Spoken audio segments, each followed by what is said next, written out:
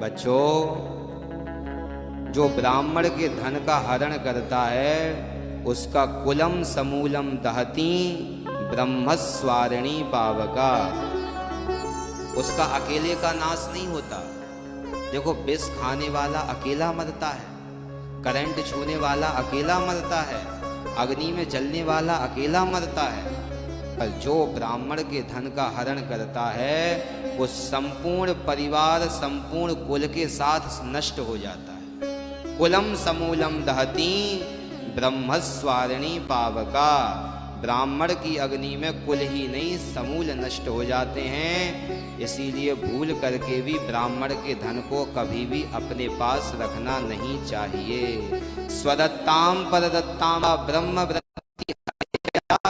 षष्टि वर्ष सहस्त्राणि विष्ठायाम जायते क्रमी। जो ब्राह्मण के धन का हरण करता है, भागवत में सुखदेव जी कहते हैं 60 वर्ष सहस्त्राणि, 60,000 वर्षों तक वो व्यक्ति विष्ठा का कीड़ा बनता है। रहा न को कुल रोब निहारा, कुल में कोई पानी देने वाला, रोने वाला नहीं बचता है। आप कहोगे महाराज जी इतना डरा क्यों रहे हो? क्या ब्राह्मण का धन इतना खतरनाक होता है?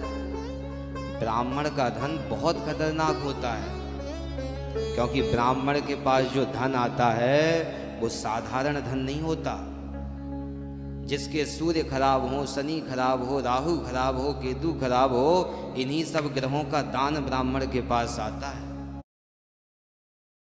ब्राह्मण के पास आता है।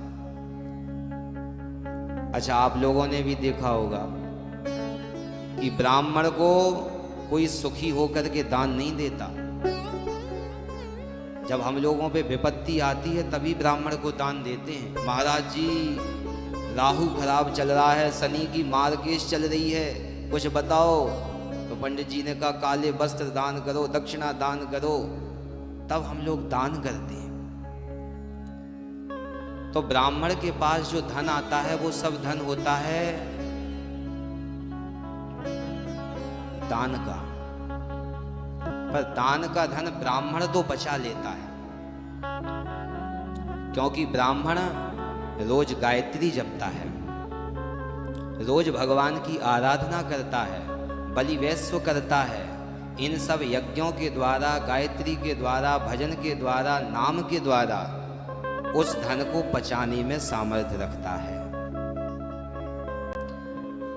हम लोग कहते हैं महाराज जी क्या करना है, संतों के पास तो खूब भंडारे भरे पड़े हैं, चलो खूब माल छानेंगे, वृंदावन में वास करेंगे, चित्रकूट में जाएंगे, संतों के भंडारे पाएंगे।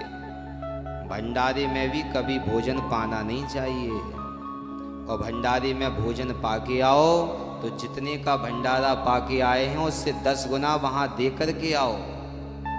यदि 10 का खाया है तो 100 दान वहीं कर दो, क्योंकि भंडारा भी कोई साधारण नहीं करवाता है। जिसके पास नंबर 2 का धन हो या जो परेशान हो वही भंडारे करवाता है।